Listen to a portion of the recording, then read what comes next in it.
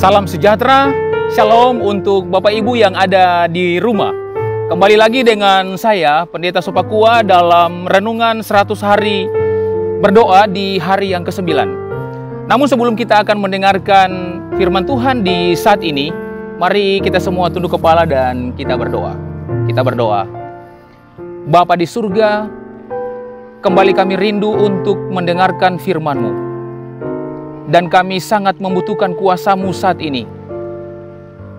Hadirlah lewat hadirat-Mu yang kudus di tengah-tengah kehidupan kami, sehingga ketika kami membaca dan mempelajari firman ini, kami bisa menghidupkannya, menerapkannya ketika kami ada di atas dunia ini. Di dalam nama anak-Mu Yesus Kristus, Tuhan dan Juru Selamat kami. Amin. Nah, firman Tuhan yang akan kita pelajari di saat ini, kita ambil dari tulisan buku Roma pasal 13, ayatnya yang ke-8. Mari kita buka Alkitab kita masing-masing, Bapak Ibu yang ada di rumah. Kita melihat apa yang tercatat di dalam buku Roma pasal 13, ayatnya yang ke-8, yang berbunyi demikian. Janganlah kamu berhutang apa-apa kepada siapapun juga, tetapi hendaklah kamu saling mengasihi, sebab barang siapa mengasihi sesamanya manusia, ia sudah memenuhi hukum Taurat. Nah, Bapak Ibu, saudara-saudara yang ada di rumah, yang menjadi penekanan saya atau yang saya garis bawahi di dalam ayat ini adalah kata berhutang. Nah, kata berhutang di sini adalah meminjam.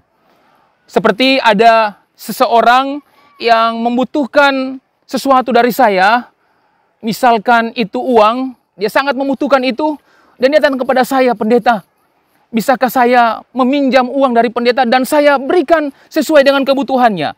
Dan itu berarti orang yang tadi sementara berhutang kepada saya. Nah, penulis mengangkat kata ini oleh karena situasi dan kondisi waktu itu. Dalam kepemimpinan Kekaisaran Romawi, banyak sekali orang-orang yang harus membayar pajak, bea cukai, dan tidak ada utang piutang di sana. Namun yang saya mau tekankan di sini adalah ketika penulis mengangkat kata utang di dalam ayat ini, itu tidak ada hubungannya dengan pinjam meminjam atau utang piutang yang sudah saya jelaskan tadi.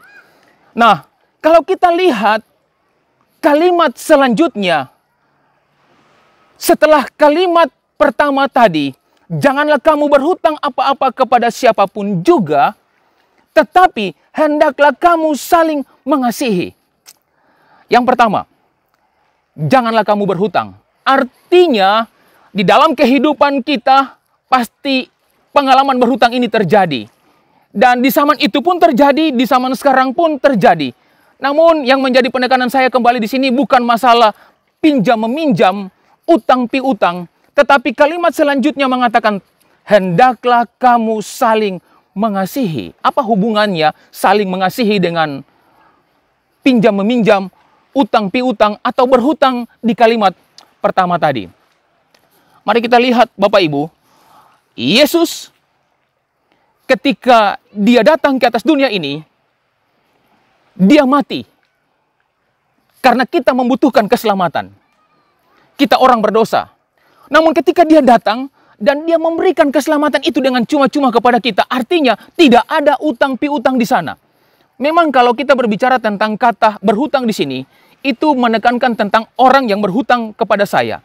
Tetapi yang saya mau tekankan di sini adalah jangan kita memberikan atau meminjamkan sesuatu, dengan kata lain, kita harus memberikan itu dengan cuma-cuma tanpa ada hutang dari orang itu kepada saya. Artinya begini, dalam situasi yang sekarang ini, yang kita sementara hadapi, wabah, virus, orang tidak bisa bekerja, orang hanya tinggal di rumah, ada orang yang duduk di rumah namun dia bisa menerima upah, tapi ada orang yang di rumah tidak bekerja dan tidak bisa mendapat apa-apa. Disinilah dibutuhkan ayat ini. Hendaklah kamu saling mengasihi. Ketika orang-orang ini membutuhkan, kasih yang muncul dari dalam diri ini akan diwujudkan di sana tanpa ada utang piutang. Sebagaimana Yesus, karena kita sudah jatuh di dalam lumpur dosa, untuk menyelamatkan kita, mengangkat kita, Dia berkemurahan. Dia punya hati yang murah, Dia turun ke bumi, Dia memberikan kasih kematiannya itu dengan cuma-cuma tanpa ada utang piutang. Jadi kalau kita di rumah, tetangga mungkin, atau di jalan mungkin, atau siapa saja yang oleh karena tuntutan hidup saat ini membutuhkan, dan dia datang kepada kita, pendeta, saya butuh beras 1 kilo misalnya.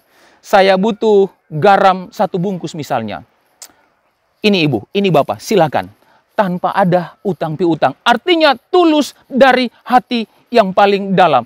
Nah, konteks kasih di sini, di dalam Roma pasal 13 ayat 8 ini, dalam bahasa asli Alkitab, bahasa Greka, itu dijelaskan di sana agapao. Agapao itu adalah kasih yang muncul dari dalam hati.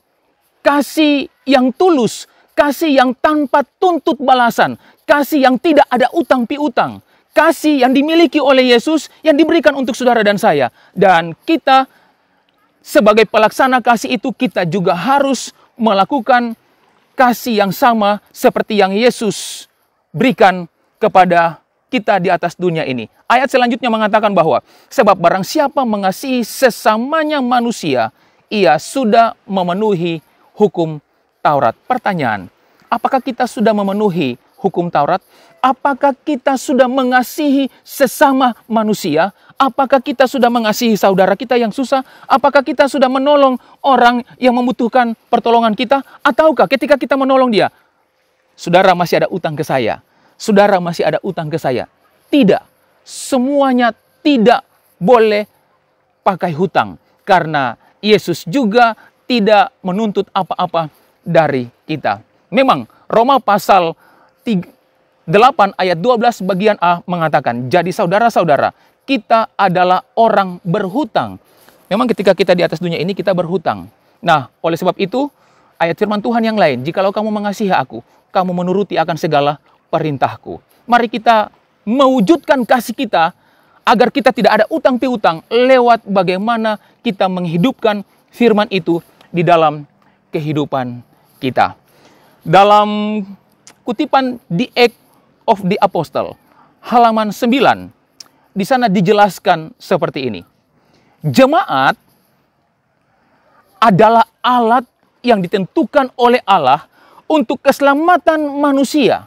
Jadi jemaat di sini tidak berbicara tentang fisik, tentang bangunan, tetapi jemaat di sini berbicara tentang pribadi saya, pribadi saudara, pribadi Bapak Ibu. Jemaat itu telah diorganisasikan untuk pelayanan, untuk misi pelayanan. Dan tugasnya ialah membawa kabar Injil ke seluruh dunia. Injil itu berbicara tentang kasih.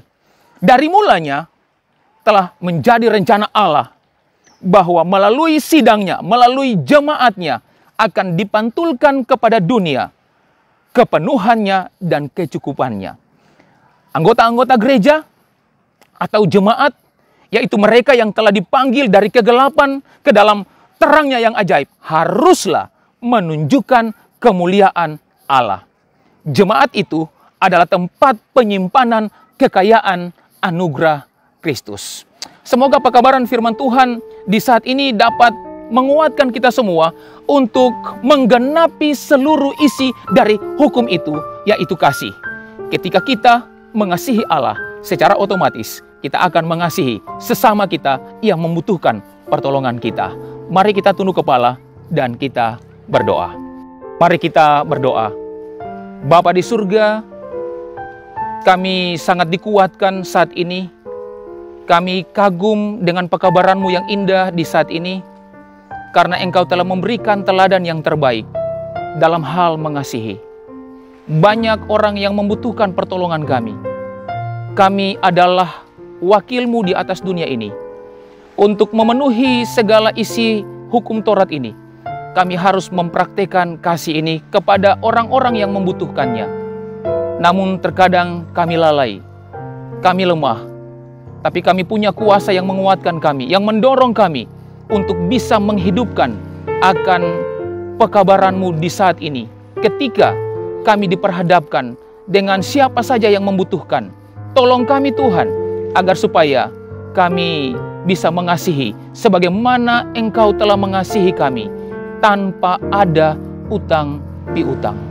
Bapa, terima kasih kami sudah ada dalam ibadah saat ini, dan kami percaya kehidupan kami disegarkan, dikuatkan untuk menjalani hari-hari kami ke depan. Kiranya berkat dari surga akan senantiasa tinggal dan menyertai kami semua hari ini sampai selama-lamanya, di dalam nama anak-Mu Yesus Kristus, Tuhan dan Juru Selamat kami. Amin. Tuhan memberkati.